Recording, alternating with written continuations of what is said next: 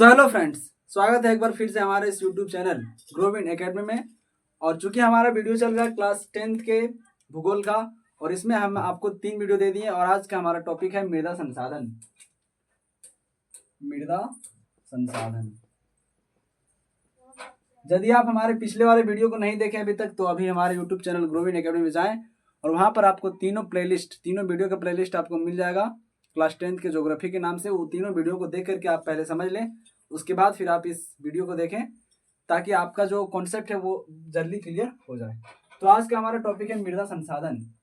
इसमें हम पढ़ेंगे कि मृदा क्या होता है, मृदा क्या होता है, ठीक है। दूसरा बात पढ़ेंगे कि मृदा का निर्माण किस प्रकार से होता है, मृदा का निर्माण। फिर हम पढ़ेंगे कि मृदा के कितने परत होते हैं, मृदा के परत। उसके बाद फिर लास्ट में हम पढ़ेंगे कि मृदा का प्रकार, मृदा का प्रकार। जहां तक संभव होता है हम 40-50 मिनट के वीडियो में हम आपको जितनी चीजें हो सकती है उतना कॉन्सेप्ट आपको बताने का प्रयास करेंगे। वीडियो को ज्यादा लंबा करने से फायदा नहीं है, कम पढ़िए लेकिन अच्छे से पढ़िए, कॉन्सेप्ट आप अच्छे क्लियर करते जाइए।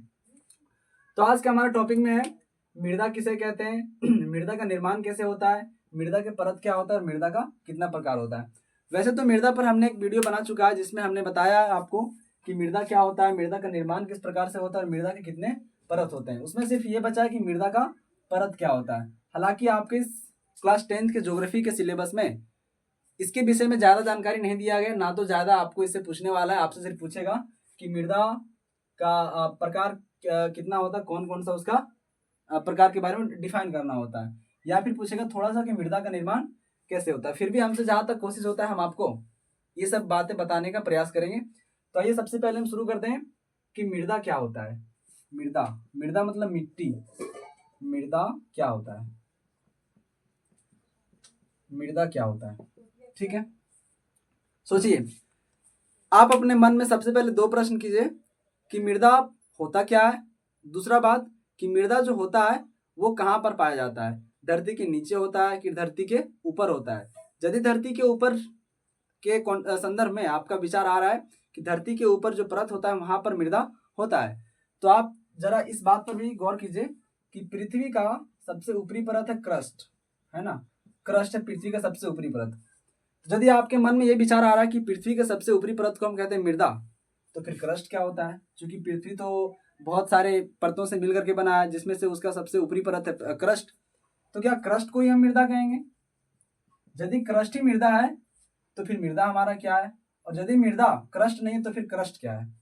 दोनों चीजों में आप अंतर करिए कि क्रस्ट को हम यदि मृदा कहते हैं तो फिर मृदा एक्चुअल में है क्या। और क्रस्ट चूंकि तो हमारा एक पृथ्वी का ऊपरी वाला भाग है, तो जाहिर सी बात है कि ये तो हमारा मृदा हो नहीं सकता है, मृदा तो दूसरा चीज हो सकता है ना।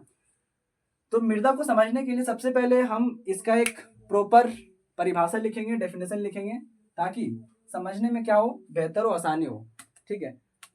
मृदा का परिभाषा। चट्टाने जब टूटती फूटती है, सिंपल भाषा में समझिए कि मृदा का निर्माण चट्टानों के टूटने फूटने से होती है। या फिर कह सकते हैं कई बार ऐसा भी होता है जब बाढ़ वगैरह आता है, तो नदियों में, महासागरों में, समुद्रों में जब बाढ़ वगैरह अधिक मात्रा में आता है तो नॉर्मली यह देखा जाता है कि वे अपने साथ बहा करके कुछ मिट्टियां भी ले आता है और एक जगह से दूसरी जगह पर छोड़ जाता है। लेकिन वो हम मृदा नहीं कहेंगे, उसे हम कहते हैं मृदा का अपरदन। लेकिन हमारे यहाँ पर टॉपिक चल रहा है मृदा क्या है, तो फिर मृदा क्या है भैया। जब वो मृदा नहीं है तो फिर मृदा एक्चुअल में है क्या। तो मृदा को समझने के लिए सबसे पहले हम इसका एक प्रॉपर डेफिनेशन लिखते हैं, और उसी डेफिनेशन के जरिए एक ही कॉन्सेप्ट में आपका क्लियर हो जाएगा कि मृदा का निर्माण किस प्रकार से होता है और मृदा होता है तो होता है क्या, ठीक है। तो सबसे पहले इसका हम परिभाषा लिखते हैं कि मृदा क्या होता है। चट्टाने जब टूटती फूटती है, चट्टाने जब टूटती फूटती है, चट्टाने जब टूटती फूटती है तो वह पृथ्वी की सतह पर, ये थोड़ा डेफिनेशन गलत हो रहा है, इसका डेफिनेशन ये होना चाहिए। चट्टानों के टूटने फूटने से, चट्टानों के टूटने फूटने से, चट्टानों के टूटने फूटने से उत्पन्न ढीले ढाले असंगठित, उत्पन्न ढीले ढाले उत्पन्न ढीले ढाले असंगठित भू पदार्थ को मृदा कहते हैं, जिसमें जल, वायु और जैविक पदार्थ क्या होते हैं, शामिल होते हैं। देखिए, इस डेफिनेशन के जरिए हम आपको बताने का प्रयास करेंगे कि मृदा का निर्माण किस प्रकार से होता है, कौन कौन से तत्व होते हैं जो मृदा के निर्माण में महत्वपूर्ण भूमिका अपना निभाता है। तो सबसे पहले इसको हम पढ़ते हैं कि चट्टानों के टूटने फूटने से, यहाँ पर आपको 3 चीज समझना है। चट्टानों के टूटने फूटने से, ढीले ढाले असंगठित जल, वायु और जैविक पदार्थ, यही तीनों चीजों को यदि आप अच्छे तरीके से समझ गए, दैट मीन्स कि आपको मृदा निर्माण की प्रक्रिया आपको समझ में आ गया।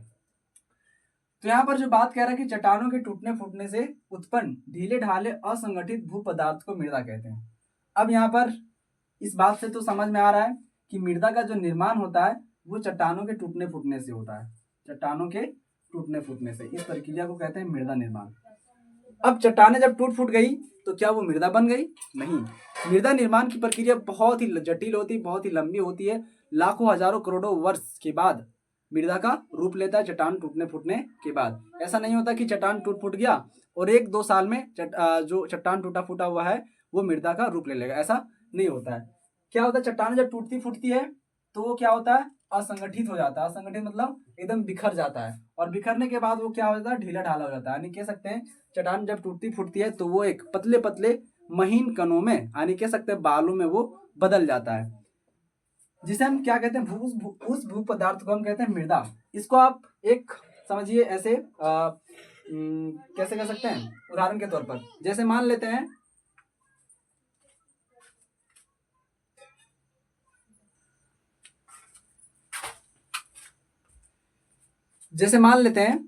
एक हमारा चट्टान है जो पृथ्वी की सतह पर इस प्रकार से बिछा हुआ है, ठीक है। ये चट्टान अभी तो पूरी तरीके से असंगठित यानी कि स्ट्रक्चर्ड है, अपने जिस रूप में उसी रूप में वो पूरा एकदम खड़ा है। लेकिन जब ये टूट फूट जाएगा तो ये चट्टान जो है वो छोटे छोटे महीन कणों में एकदम दाना पतले बालू की तरह ये फैल जाता है। इसको आप एक और एग्जांपल से समझ सकते हैं। मिठाई का जो लड्डू होता है वो एकदम एक तरीके से पूरा स्ट्रक्चर्ड होता है, टाइट होता है, घनत्व तो उसका ज्यादा होता है। लेकिन जब उसको फोड़ देंगे तो फोड़ने के बाद वो अलग अलग छोटे छोटे कणों में बिखर जाएगा। तो इसी कॉन्सेप्ट से आप समझिए कि चट्टानें जो होता है वो यहाँ पर किस रूप में काम कर रही है, मिठाई का लड्डू। मिठाई का लड्डू मान लीजिए कौन है कि हमारा चट्टान है। जब ये लड्डू को हम तोड़ देंगे तो तोड़ने के बाद इसका जो बूंदिया होता है छोटा छोटा, वो अनेक महीन कणों में ये बदल जाएगा, ठीक है। और महीन कण में जब बदल जाएगा तो ये इस तरह से पृथ्वी पर दाने की तरह एकदम बिखर जाएगा, और फिर इसी को कहते हैं हम चट्टानों का टूटा हुआ फूटा अंश। उसी प्रकार से क्या होता है, चट्टानें जब टूटती फूटती है तो वो छोटे छोटे कणों में, छोटे छोटे दानों में क्या होता है, पृथ्वी की सतह पर इस प्रकार से बिखर जाता है ना। और बिखरने के बाद फिर क्या होता है, ये हो जाता है ढीला ढाला हो जाता है। और कैसा हो जाता है, असंगठित हो जाता है, यानी कि एकदम पूरा बिखर जाता है। इस भू पदार्थ को हम क्या कहते हैं, मृदा कहते हैं। लेकिन अभी ये पूरी तरीके से मृदा का रूप नहीं लिया है। अभी तो सिर्फ इतना हुआ कि चट्टान टूट फूट के क्या बना है, बालू बना है। अब जो आगे कांड होता है वही होता है हमारा मृदा का रूप। अब इसमें क्या होगा इसमें जल प्रवेश होगा, वायु प्रवेश होगा, और फिर जैविक पदार्थ होंगे। जैविक पदार्थ से मतलब ये हुआ कि सड़े गले जितने भी वनस्पति वगैरह के अंश होते हैं वो सारी चीजें जब इसमें जाकर के मिलेंगे तब जाकर के हजारों लाखों करोड़ों वर्ष के बाद मृदा का रूप लेगा। तो इसके निर्माण में फिर आंतरिक क्रियाएं होती है और बाह्य क्रियाएं भी होती है। आंतरिक क्रियाएं में क्या होता है कि पृथ्वी के अंदर में जितने भी जीव जंतु वगैरह रहते हैं वो जब मृदा को ऊपर नीचे करते रहते हैं तो धीरे धीरे जाकर के वो फिर बालू जो है वो धीरे धीरे मृदा का रूप में बदल जाता है, चेंज हो जाता है। और बाहरी क्रिया में होता है इसमें जल का प्रवेश होना, वायु का प्रवेश होना, जैविक पदार्थ होना, ये सारी चीजें लगता है बाहर से, तब बहुत दिनों के बाद जाकर के मृदा का रूप लेता है। तो नॉर्मली आप कह सकते हैं कि चट्टानों के टूटने फूटने से क्या होता है, मृदा का निर्माण होता है। लेकिन चट्टानें जब टूटी फूटी नहीं थी तो उस टाइम पहले क्या था, एकदम संगठित था। लेकिन चट्टान जब टूट फूट गई तो ये हो गया असंगठित और ढीला ढाला हो गया। फिर बाद में इसमें जाकर के जल प्रवेश हुआ, वायु प्रवेश हुआ और जैविक पदार्थ भी शामिल हुए, तब जाकर के ये मृदा का रूप लिया। ठीक है, उसके बाद हम ये समझ सकते हैं कि मृदा का निर्माण कैसे होता है, ये तो बता दिए।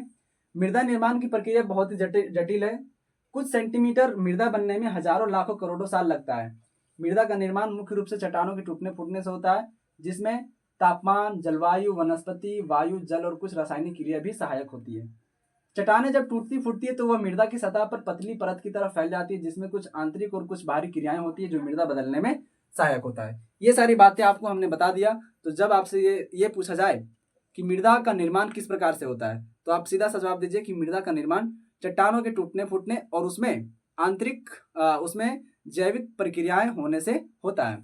दूसरी बात, यदि आपसे पूछा जाए कि मृदा क्या है, तो आप इस बात को आप पूरी तरीके से मेंटेन करके लिख दीजिए कि चट्टानों के टूटने फूटने से उत्पन्न ढीले ढाले असंगठित भू पदार्थ को हम क्या कहते हैं, मृदा कहते हैं। ठीक है, तो हमको उम्मीद है कि मृदा और मृदा निर्माण की प्रक्रिया जो है, ये दोनों कॉन्सेप्ट आपको समझ में आ गया होगा। यदि आपको इसके बारे में पूरी जानकारी लेनी है तो हमारे एक इस पर पहले से वीडियो बना चुके हैं, उसमें जाकर के आप अपना कॉन्सेप्ट जो उसको और अच्छे से क्लियर कर सकते हैं। हालांकि आपके सिलेबस में इतना चीज़ के बारे में आपको इसमें जानना था, ज़्यादा दिमाग में ओवरलोड लेने की ज़रूरत नहीं है। अब हम आगे पढ़ेंगे मृदा के परत, कि मृदा के कौन कौन से परत होते हैं। नॉर्मली हम लोग समझते हैं कि मृदा के एक ही परत होते हैं जिस पर हम लोग खेती बाड़ी करते हैं या फिर जिस पर हम लोग चलते बुलते हैं। मृदा के परत, मृदा के परत यानी कि मिट्टी के भी परत होते हैं, है ना। और मिट्टी के टोटल 5 परत होते हैं। कितने परत? 5 परत होते हैं, 5। इन पांचों परतों को हम एक डायग्राम के मदद से समझने का प्रयास करेंगे। सबसे पहले हम एक डायग्राम बनाते हैं। ये मान लेते हैं हमारा एक मिट्टी का डायग्राम है या फिर भूमि के अंदर का डायग्राम है। इसमें सबसे ऊपर में एक पतला डायग्राम बनाते हैं, पतला सा डायग्राम बनाते हैं। ठीक है, उसके बाद आता है हमारे एक और परत आता है, फर्स्ट, सेकेंड, थर्ड, 4 और 5। ठीक है, ये डायग्राम होता है हमारा horizon O, horizon A, horizon B, horizon सी और हॉरिजॉन आर, है ना। अब यहाँ पर हॉरिजॉन क्या होता है? हॉरिजॉन, हॉरिजॉन का मतलब होता है इसका उत्पत्ति, उसका उत्पन्न होना, उत्पत्ति। ठीक है, मृदा के कितने परत होते हैं? 5 परत। Horizon O, horizon A, horizon B, horizon C, horizon R. इन पांचों परतों को जब हम मिला देते हैं तो मिलाने के बाद हम इसको एक नाम दे सकते हैं जिसको हम कहते हैं मृदा परिच्छेदिका। मृदा परिच्छेदिका, इंग्लिश में कहते हैं सॉइल प्रोफाइल, सॉइल प्रोफाइल। ठीक है, यदि आपसे ये एक नंबर में पूछा जाए कि मृदा के कुल कितने परत होते हैं? 5। मृदा के इसमें से यदि आपसे पूछा जाए कि मृदा परिच्छेदिका क्या होता है, तो आप सीधा सा जवाब दीजिए कि मृदा के पांचों परतों को मिलाने के बाद हम एक नाम देते हैं जिसे हम कहते हैं मृदा परिच्छेदिका। ठीक है, इसके बाद फिर हमारा आता है हॉरिजॉन वो में क्या होता है, हॉरिजॉन ए में क्या होता है, हॉरिजॉन बी में क्या होता है, हॉरिजॉन सी में क्या होता है और हॉरिजॉन आर। अब इन पांचों परतों को हम डिटेल में थोड़ा थोड़ा करके समझते हैं, ताकि यदि बीच बीच से भी प्रश्न पूछा जाए तो उसमें आपको घबराहट या फिर हड़बड़ाहट ना हो। सबसे पहले हम हॉरिजॉन वो को पढ़ते हैं कि हॉरिजॉन वो एक्चुअल में होता है क्या। हॉरिजॉन वो, हॉरिजॉन वो, है ना। ठीक है, आप इसको यदि देखने का प्रयास करें तो थोड़ा सा इसमें हम और चेंजिंग करेंगे कि यहाँ पर इसे थोड़ा बढ़ा देते हैं और इसको थोड़ा इससे और ये थोड़ा लंबा रखते हैं। आप यदि इन पांचों डायग्राम को देखें तो सबसे पतला आपको नजर आ रहा होगा हॉरिजॉन वो, उसके बाद आता है ये, फिर बी, फिर सी, फिर आर। तो हमारा अभी सबसे पहले पढ़ेंगे हॉरिजॉन वो। मृदा के 5 परत, horizon O, horizon A, horizon B, horizon सी और हॉरिजॉन आर। ठीक है, हॉरिजॉन वो में क्या होता है कि इसमें कार्बनिक और ह्यूमस जो होता है वो अधिक मात्रा में होते हैं। हॉरिजॉन वो सबसे पहले इसमें पढ़ते हैं कि यह जो है मृदा की सबसे पतली परत है, मृदा की सबसे पतली परत है ना। उसके बाद आता है हॉरिजॉन वो में कार्बनिक एंड ह्यूमस, ह्यूमस क्या होता है? अधिक मात्रा में पाया जाता है। ठीक है, तीसरा पॉइंट इसमें आता है कि हम जितने भी खेतों में खाद वगैरह डालते हैं, पत्तियां वगैरह डालते हैं सड़ने गलने के लिए, ठीक है, जितने भी रसायन वगैरह डालते हैं, कीटनाशक वगैरह डालते हैं, वो सारी चीज़ें हम डालते हैं हॉरिजॉन वो में ही। तो मूल रूप से इसमें 3-4 बात आपको समझना है कि मृदा की सबसे पतली परत कौन है? हॉरिजॉन वो है। इसमें कार्बनिक और ह्यूमस की मात्रा अधिक होती है। खाद पत्तियां और रसायन वगैरह डालते हैं जो है वो हॉरिजॉन वो में ही आता है। अब इसको थोड़ा हम डिटेल में समझाते हैं। हॉरिजॉन वो मृदा की जो परत है वो इतना पतला होता है कि आप उसको अपने हाथ से बटोर करके उठा सकते हैं, जिस कारण से कई भूगोलवेता, कई जोग्राफर्स जो हैं वो इसको परत मानता ही नहीं है। ठीक है, जिस कारण से इसे कहा जाता है कि पतली परत है, ये मृदा का सबसे पतली परत है। तो हॉरिजॉन वो कितना पतला है आप इस बात का अनुमान लगा सकते हैं। हमने बताया अभी कि आप इसको बटोर करके हाथ से उठा सकते हैं, यानी कि छोटा छोटा जो मिट्टी का कण होता है वही हमको होता है हॉरिजॉन वो। ठीक है, अब इसमें कार्बनिक और ह्यूमस जो है वो आता कहाँ से? ह्यूमस मतलब जीव जंतु जब सड़ गल जाते हैं तो सड़ने गलने के बाद जो हमें अंतिम उत्पाद प्राप्त होता है उसे कहते हैं ह्यूमस। ह्यूमस जो होता है बहुत अधिक उपजाऊपन होता है खेती बाड़ी के लिए। और कार्बनिक भी उसी तरह से समझ सकते हैं कि ये भी एक प्रकार का सड़े गले अंश होते हैं। तो देखिए इसको हम एक उदाहरण समझते हैं। एक खेत है, मान लेते हैं किसी ए व्यक्ति का, और एक खेत है किसी बी व्यक्ति का। ठीक है, अब चूंकि ये तो हमारा सबसे पतला परत है, इसको तो हम हाथ से बटोर करके उठा सकते हैं। तो जब कभी बाढ़ वगैरह आता है ना, जब बाढ़ वगैरह अधिक मात्रा में आता है तो मान लेते हैं ये जो ए व्यक्ति का खेत है यहाँ से गुजर करके गया, है ना, गुजर करके गया। और चूंकि इसका तो सबसे ऊपरी वाला परत है हॉरिजॉन वो, तो इस खेत का जितना भी ऊपर वाला खाद या कह सकते हैं गोबर वगैरह, ह्यूमस वगैरह, जितने भी कार्बनिक पदार्थ हैं जो उस खेत के उपजाऊपन के लिए सहयोग करता है, उसको बहा करके ले गया अपने साथ और जा करके बी वाला में धकेल दिया। ठीक है, बी वाला में जाकर के धकेल दिया, जब इसमें डाल दिया तो धीरे धीरे जब इसमें पानी सूख गया, पानी जब नीचे धीरे धीरे भूमि के अंदर सूख गया, तो इस खेत से उठा करके जो ह्यूमस या फिर कार्बनिक वगैरह सड़े गले चीज गोबर वगैरह जब इसमें ले गया था, तो भूमि के अंदर पानी सूखने के बाद वो गोबर वगैरह इस बी वाला जो खेत था इसमें जाकर के बैठ गया। अब ये वाला तो नाराज हो जाएगा, ये बोलेगा भैया हमारा वाला खेत का ह्यूमस वगैरह उठा करके बी वाला में जाकर के धकेल दिया, तो जिस कारण से इसका जो उत्पाद क्षमता है, इसका जो उपजाऊ क्षमता है वो क्या हो जाएगा? कम हो जाएगा। और इसका उपजाऊ क्षमता क्या हो जाएगा? अधिक हो जाएगा। तो जिस खेत में जितना कार्बनिक और ह्यूमस ज्यादा रहेगा उसका उपजाऊपन, उसका उपजाऊ क्षमता उतना ही अधिक होगा। इस दौरान यदि आप इसमें कुछ भी चीजें फेंक देते हैं, आप देखते होंगे अपने घरों के आसपास कई खेत बार ऐसा होता है जिसमें उसका पतला परत होता है, खाली पपड़ी जैसे दिखाई देता है, लेकिन फिर भी उस पर बहुत सारे बिना चीज लगाए अपने आप उग जाता है। क्यों? क्योंकि उसमें कार्बनिक और ह्यूमस वगैरह क्या हो जाते हैं? ज्यादा हो जाते हैं। ठीक है, तो इसमें आ गया हमारा ह्यूमस और कार्बनिक। लेकिन दूसरी बात इसमें आता है कि खाद वगैरह जो डालते हैं हम लोग, पत्तियां वगैरह जो सड़ने गलने के लिए डालते हैं, वो हम लोग हॉरिजॉन वो में ही डालते हैं। रसायन वगैरह कीटनाशक वगैरह जो डालते हैं वो सारा छिड़काव हम हॉरिजॉन वो में ही करते हैं। इसमें हम खेती नहीं करते हैं, इसमें हम खेती नहीं कर सकते हैं। क्यों? क्योंकि ये इतना पतला है कि यदि हम इसमें खेती लगा भी देंगे तो बाढ़ वगैरह जब आएगा, हवा वगैरह जब जोर से तूफान वगैरह आएगा तो उड़ा के ले जाएगा। ठीक है, पता भी नहीं चलेगा और हमको उड़ा के लेके चला जाएगा। तो इसीलिए हम हॉरिजॉन वो में हम खेती बाड़ी नहीं कर सकते हैं, क्योंकि ये बहुत पतला होता है। लेकिन इसमें हम कुछ प्रक्रियाएं करते हैं, जैसे खाद वगैरह डालते हैं, ये सारी चीजें हम इसी में करते हैं हॉरिजॉन वो में।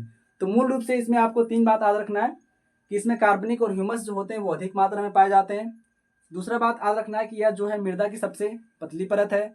तीसरा बात याद रखना है कि इसमें खाद पत्तियां जितने भी दवा कीटनाशक वगैरह डालते हैं वो सारी चीजें हम हॉरिजॉन वो में डालते हैं। क्या खाद जब डालते हैं, दवा वगैरह डालते हैं, तो भूमि को पहले 10 फीट खोदते हैं उसके बाद डालते हैं? ऐसा नहीं होता, ऊपर में डालते हैं। अब आता है हमारा हॉरिजॉन वो के बाद दूसरा परत मिट्टी का हॉरिजॉन ये। हॉरिजॉन ये से हम स्टार्ट करते हैं अपना खेती बाड़ी करने के लिए, और यहीं से हॉरिजॉन बी तक लास्ट जाता है। हॉरिजॉन ये है ना, हॉरिजॉन ये में क्या होता है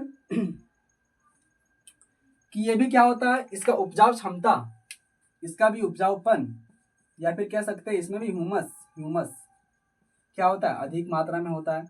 और ये इसका उपजाऊपन और इसका ह्यूमस जो है वो आया कहाँ से? क्योंकि मृदा का सबसे ऊपरी परत यहाँ तक समझ में आता था कि बाढ़ वगैरह जब आया तो उड़ा पुड़ा के यहाँ कर ला के बैठा दिया।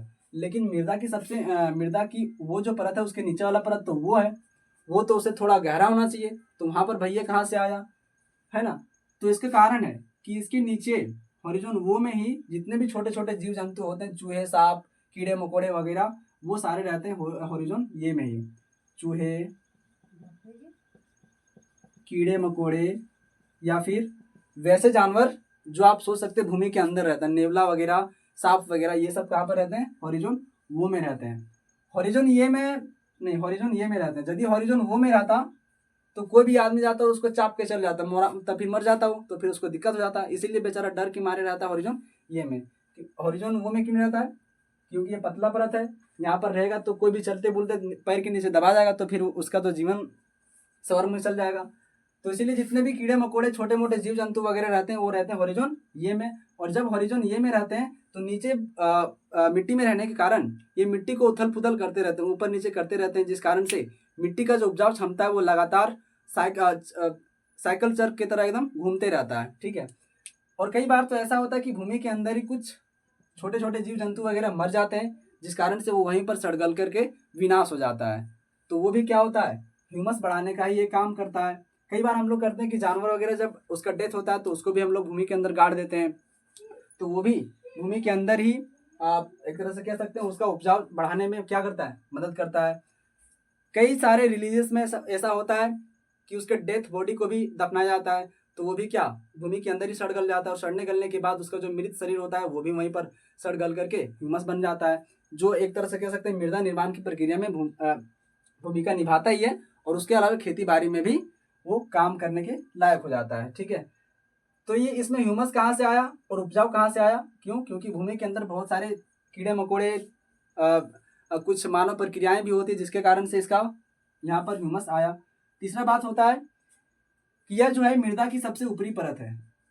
ऊपरी परत ध्यान देंगे, हॉरिजॉन वो जो है ये पतला परत था, पतला परत था। इसके कारण हम इसको परत नहीं मान रहे थे, सिर्फ मान रहे थे कि हाँ भैया ये मृदा का एक परत है, लेकिन इसका सबसे ऊपरी परत हम नहीं मान रहे थे, सिर्फ इसको हम मान रहे थे कि ये मृदा का सबसे पतली परत है।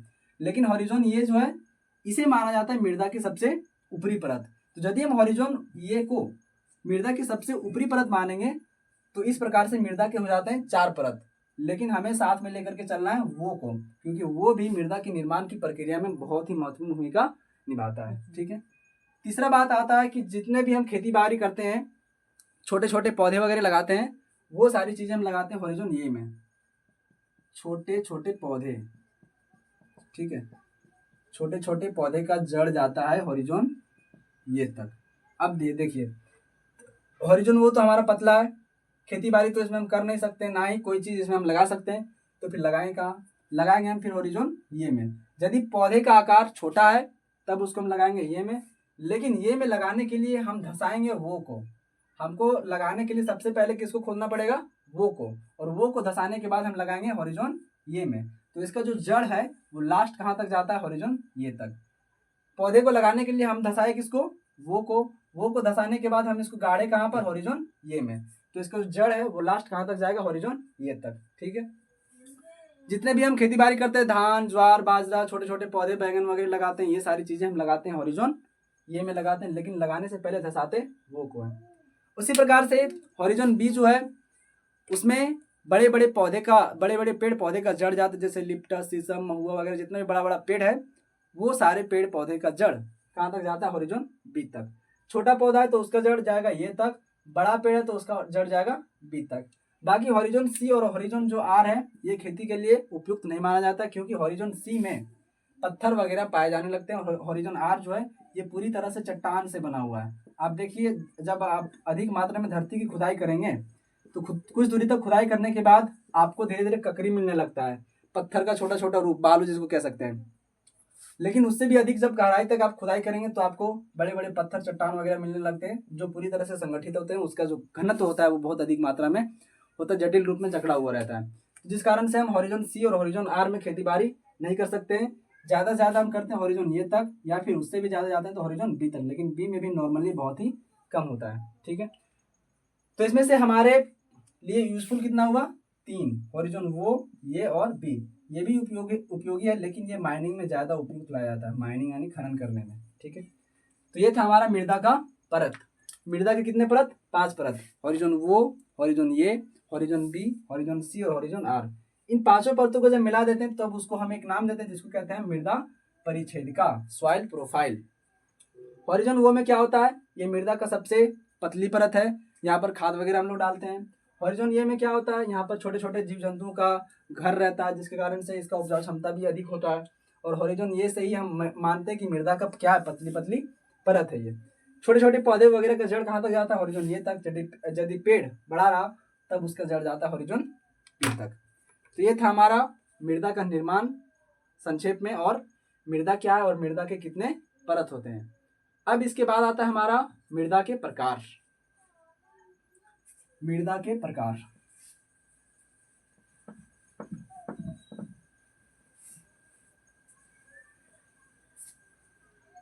थोड़ा सा हम इसमें समझते हैं मृदा के प्रकार।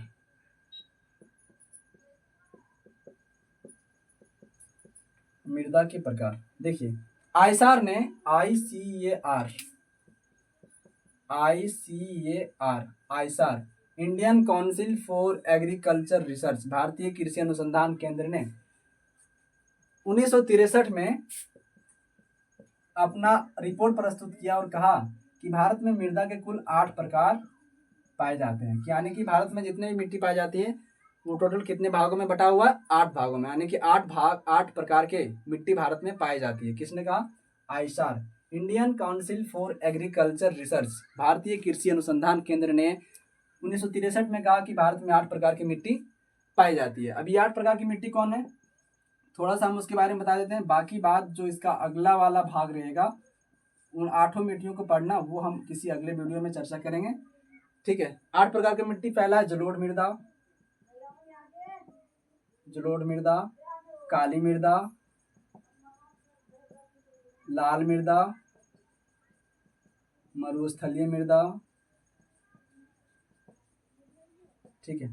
उसके बाद आता है लेटराइट मृदा,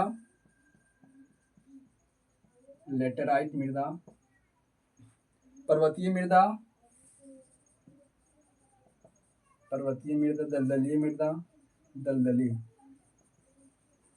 दलदली मृदा और वन मृदा।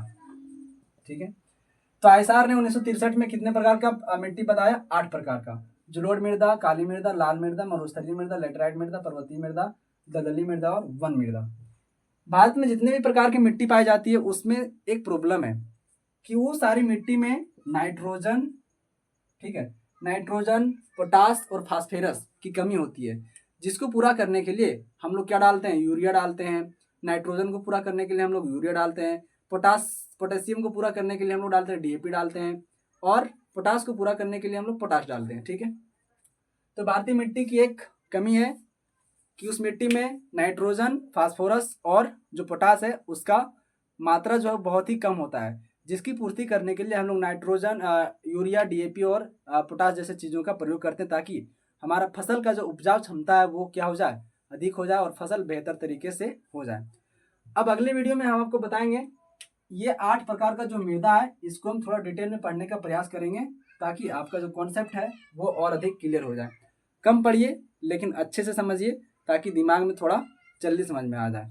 मिलते हैं अगले वीडियो में। यदि आपको इससे संबंधित किसी प्रकार का कोई परेशानी हो, किसी प्रकार का डाउट हो, तो आप हमारे यूट्यूब व्हाट्सएप चैनल ग्रोविन एकेडमी में जुड़ जाएंगे। इसका लिंक हम इस वीडियो के डिस्क्रिप्शन में दे देंगे। वहाँ से आप डायरेक्ट लिंक के जरिए आप उस चैनल में जुड़ पाएंगे, जहाँ पर हम क्लास नोट्स जो होते हैं उसको वहाँ पर अपलोड कर दिया करेंगे, ताकि आपको नोट्स बनाने में दिक्कत ना हो, आसानी हो। ठीक है। तो मिलते हैं अगले वीडियो में इस टॉपिक के साथ। आज के लिए इतना ही। धन्यवाद।